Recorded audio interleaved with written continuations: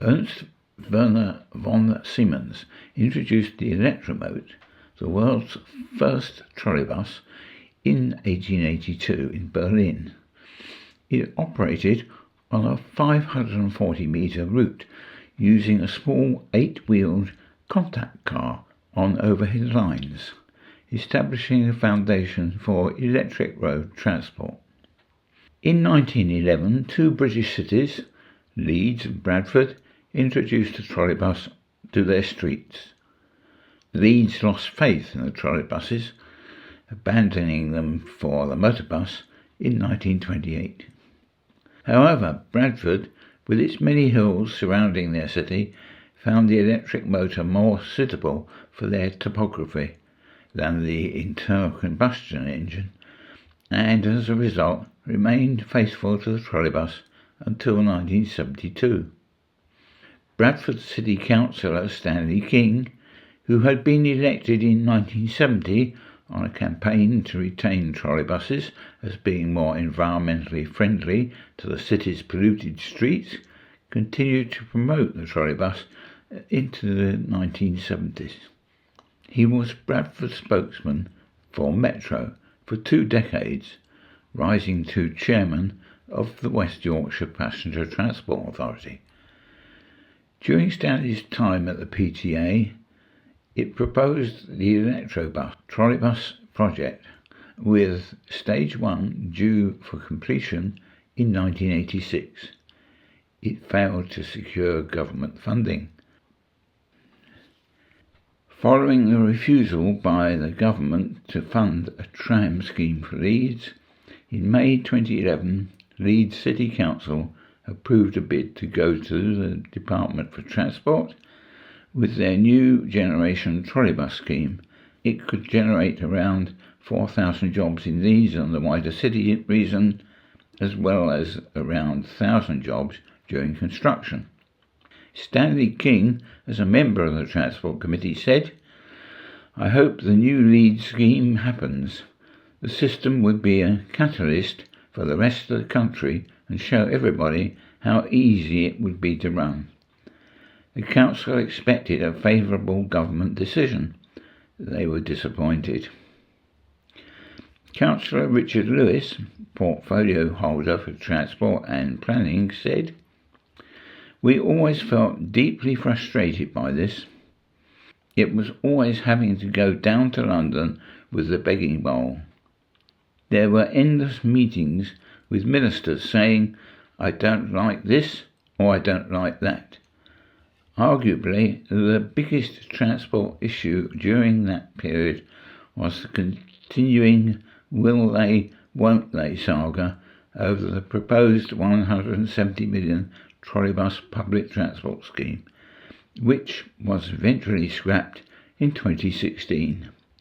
And that signalled the final death knell for trolleybuses ever returning to Britain. Most trolleybus systems in Britain had replaced trams because they avoided the need for track in the street and could pick up and set down passengers at the curbside. With the notable exception of London, they usually used tramway substations with their original rotary converters. In London, where trolleybuses replaced trams, they also introduced new mercury arc glass bulb rectifiers in substations, which reduced the need for maintenance and could be remotely controlled. But times were changing. After World War II, it was easier to replace trams with diesel buses. The enhanced need to replace rotary converters and overhead wires, due in part to the lack of maintenance during the wartime, could easily be avoided by the diesel bus. When cities and towns introduced trams, they usually used electricity generated by the same municipality. After World War II, the government took on electricity generation, creating the Central Electricity Generating Board and the National Grid.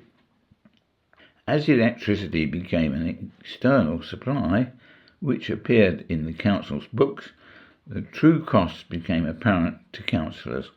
London, again, was the exception. continuing to generate electricity at its 3 power stations: Lots Road, Chelsea, Neasden and Greenwich. Lots Road and Neasden were designed to power the Underground, but after the creation of London Transport in 1933, they replaced much of the former municipal and company tramway supply. The London County Council, however, had constructed their Greenwich power station to supply their tramway. After World War II, London Transport abandoned the idea of trolleybuses replacing the remaining trams in favour of buses. At that time, tramcars carried more passengers than buses, around 70 compared with 56, so replacement with buses was on a 3-for-2 basis. Trolleybuses, however, matched the tram capacity with 70 seats. By this time, the first trolleybuses introduced by London United in 1931 were also in need of replacement, so a batch of post-war trolleybuses arrived in the early 50s with the intention that they would serve London for 20 years, but it was not to be. When London operated its last trolleybus in the early hours of the 9th of May 1962, the remaining systems across Britain and Northern Ireland followed, and within 10 years trolleybuses left the streets clear of overhead wires. Some operators purchased trolleybuses which still had life in them from closing systems, such as this example of a Hastings trolleybus moving to Maidstone, a small one-route system. In London, the trolleybus substation equipment was not life expired, so some mercury arc rectifiers were used to separate the power supply to the underground depots from the supply to the running lines. It was to be the mid-1970s before solid-state rectification replaced former trolleybus rectifiers. One peculiarity of London was that trolleybuses did not enter the centres of the cities of Westminster or London. It was a hangover from the days of trams. Both authorities restricted their appearance. This map shows routes terminating on the Harrow Road at Paddington Green, Shepherd's Bush and Hammersmith in the west, Aldgate on the Whitechapel Road in the east, Liverpool Street, Moorgate, Clerkenwell, Holborn, Bloomsbury and Tottenham Court Road in the north.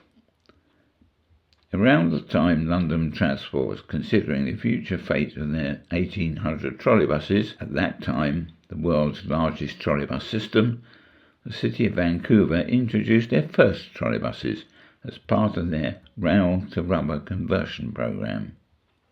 Power came from hydroelectric plants run by British Columbia Electric, who also introduced trolleybuses in the city in 1948. In 1961, the British Columbia government passed legislation which changed BC Electric from a private company to a Crown corporation known as BC Hydro. The trolleybus system now comprises 13 routes and is managed by the Coast Mountain Bus Company, a subsidiary of Translink, a Crown corporation equivalent to Transport for London.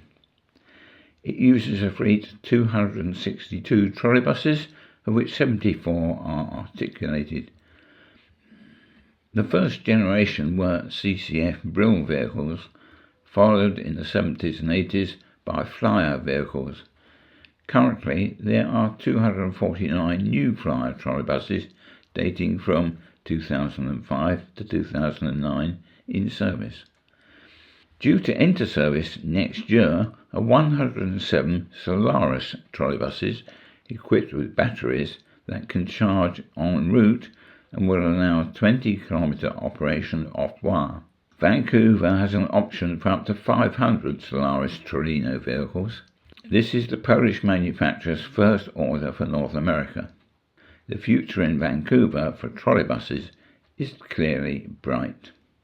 In contrast, let us consider Wellington, where trolleybuses were part of the public transport system from 1924 until 1932, and again from 1949 until 2017. A trolleybus was chosen over an extension to the Wellington tramway system because a large water main on the route precluded tram track construction. Patronage was not very high, and as bus services in the area were introduced and expanded in the years following, patronage declined further, and the service was withdrawn in 1932. The City Council approved a second and more extensive network in 1945, when it was decided to gradually replace trams with trolleybuses, preferred for being more manoeuvrable, had better traction on the city's steep slopes than buses. Services started in 1949. A tunnel built for trams through Mount Victoria was rebuilt to become a trolleybus tunnel in 1963. In 1992, the City Council sold its transport operations to Stagecoach. The council retained ownership of the system's infrastructure, with Stagecoach maintaining it under contract.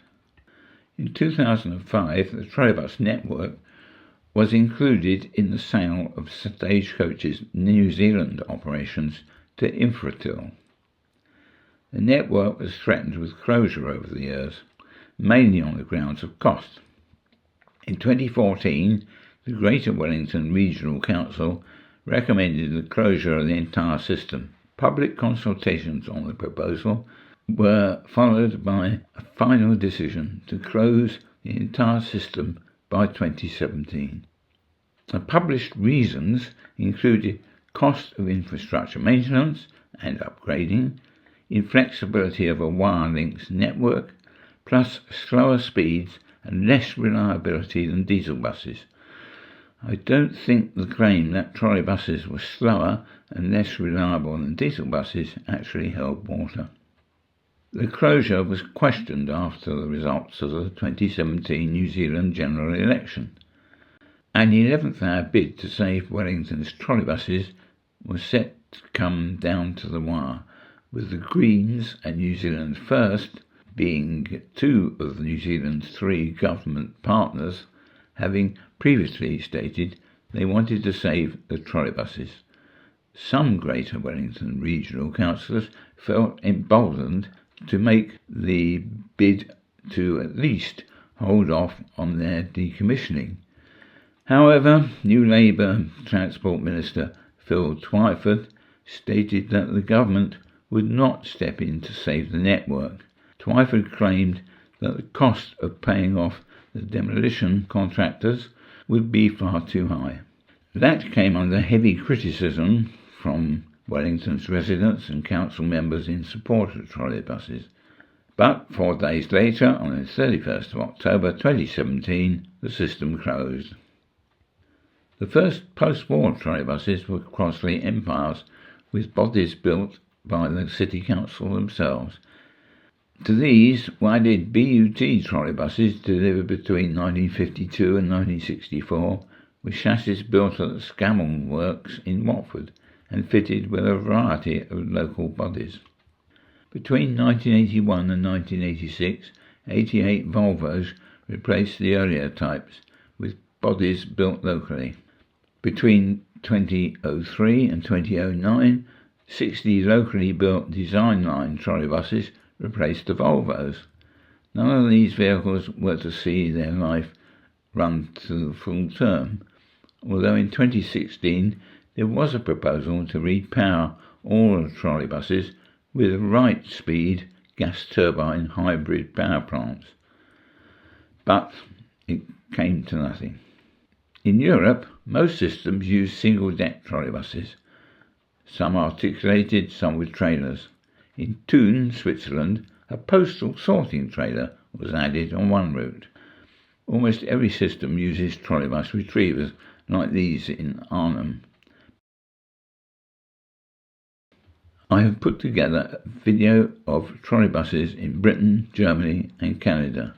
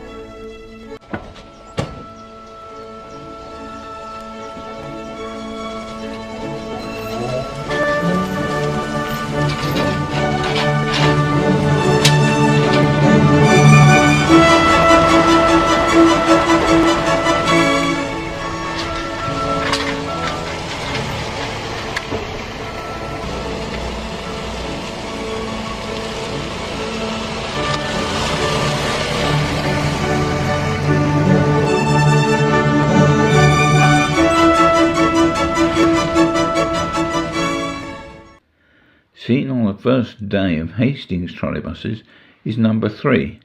Amazingly, it still exists as 3A Happy Harold. After trolleybuses were withdrawn in 1959, it was fitted with a Comma 2-stroke diesel engine and appeared each summer on the seafront. It is owned by the Hastings Borough Council.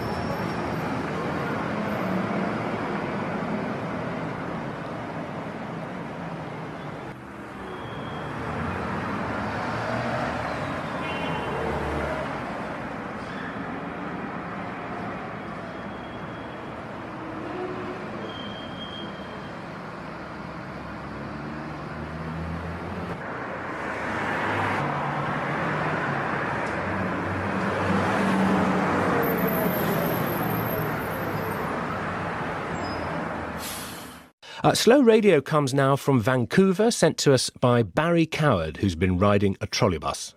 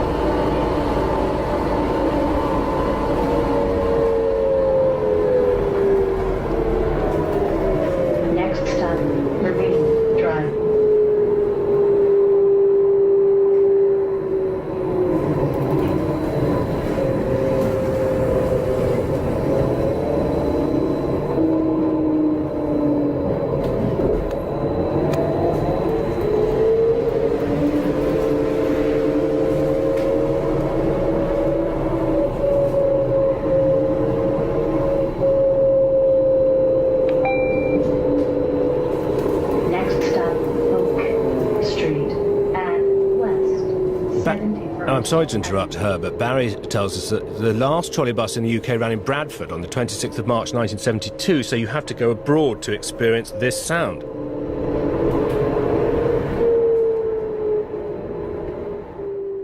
And that's the end of it. So don't be cross with me if you say you wanted more.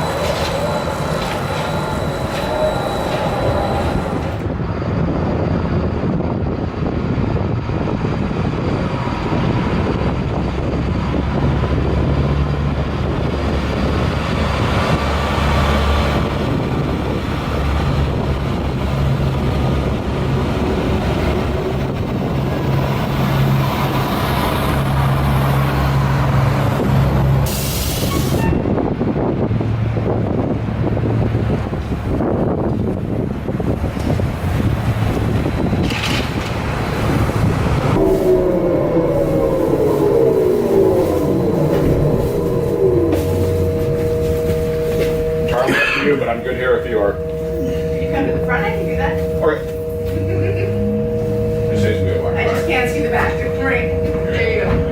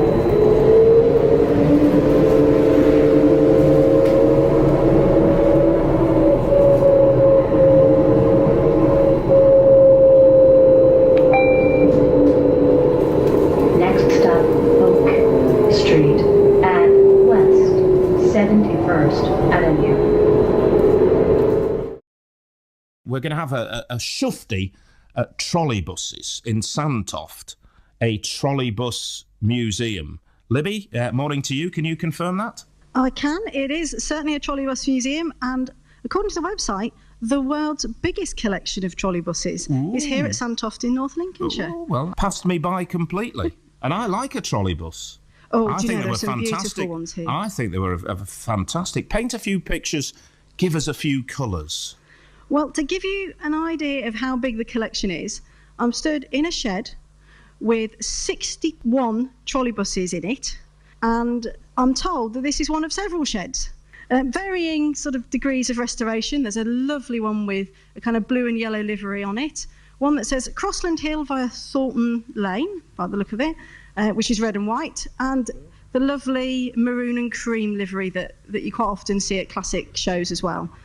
But we're here to talk about the London number 1348, which was built in 1939 and served on the streets of London until 1961. It then went to Ireland. Brian Maguire, who is the former director and now a volunteer at the museum, picks up the story from there for us. Yes, the London trolleybus took us 11 years to obtain from the Transport Museum in Ireland, where it had been sent out there 49 years ago. They restored it initially, but it then fell into disuse. So we asked if we could bring it back to restore it in time for the 50th anniversary of London's closure, when we're hoping to get all 9 existing trolleybuses from London back together again at Lowestoft at Carlton Colville Museum. And she'd arrived last year, and I've seen a picture this morning of the state she was in. Just describe, what did she look like on the day she arrived back at Sandtoft? I think there was some regret that we'd asked for it initially, but we soon got set to and started making tentative inquiries about what was available to restore the vehicle. Took some panels off and things like that, but the worst part was the platform, which was completely rotten. We couldn't get on the inside, so we decided to rip the staircase and platform out and rebuild that over the winter months. So that was where we started from. Now, the picture I saw, she didn't have windows, with no glass. That's all in place now, but it's all work done by volunteers. How big a job is this likely to be? It's a very big job. They all are once you start taking them to bits. We've reglazed the near side. The rest of it, we have the glass for. We've got a team of about 4 people work on the vehicle, but we're always wanting more, obviously, because it's a way out here and people come from all over the place to run the museum as it is. So the nearest lad is from Scunthorpe. I'm from Scunthorpe myself. We've got a chap from Hull and one from Thorn. We're all beavering away on it and doing our best. We've had a quick look round. There are quite a few vehicles here that are in various states of disrepair. How many people are working on this, and are you looking for people with particular skills, or can anyone volunteer and help out? Anybody can come to sandpaper seat frames down, for instance, and put some paint on them. It doesn't take a lot of skill. We will always train people to do what they want. We have an electrician that came out that wanted to do some electrical work, but he ended up paint stripping a ceiling for us and jobs like that. It's just something you come out and enjoy. We have lots of cups of tea and a good laugh. It's not all work. It's all good fun, really. So really, if you're willing to get your hands dirty and have a go at anything, you could come down and help you restore some of the trolleybuses that are here. There's always something to do at the museum. We've got a 6-acre site. There's always grass to cut, hedges to trim, buildings to paint and keep on top of. There's virtually any skill that anybody has or wants to do, you can do it down here. And Brian, you've been here yourself for quite a long time, 44 years, is that right? That's right, yeah. I moved up here from London when I was 21. When we'd first bought the site, Mike Dare, our original owner of the museum, had his private collection in Belton in a chapel and saw this site, which is a hangar base for sale, and decided to create the Trolleybus Museum, and I thought, well, I'll go up and help, and I've been here ever since. And how's the museum grown from those kind of early days, and how do you fund somewhere like Sandtoft? Oh, it's certainly grown. The first visit that I had here was in a lovely November day. It was just really scruffy grassland. There was one prickly bush here. That was the only thing that was on the site. As I used to do the site work here for 10 years. I was site director, and I've now packed that in to concentrate on vehicle work, to do that sort of thing. That's more my forte. Remind us where it is, where people can find it, and when it's open, because I suspect lots of people, I didn't know about it to be genuine. Lots of people might fancy a little look across and coming down to see it. So where and when? It's Sandtoft Museum, but it's just outside Belton. Now, Brian's going to give me the exact directions, as he did so very well for me this morning, and he can elaborate on their opening times as well. It's the easiest way is to come to Junction 2 on the M180, down into Belton to the mini roundabout, turn right, and then it's straight down the bottom end towards Sandtoft, and you'll see us on the right-hand side. And when are we open, Brian? We're open all day Saturday and Sunday. Sunday from 10 o'clock, Saturday from 11. We run right into Saturday evening, do nighttime running with all the lights on the vehicles. We've got a beer tent, there's food available and things like that. So, yeah, you can come and have a good time. Plenty for the kids to do. And it's quite a big weekend for you this weekend as well, isn't there?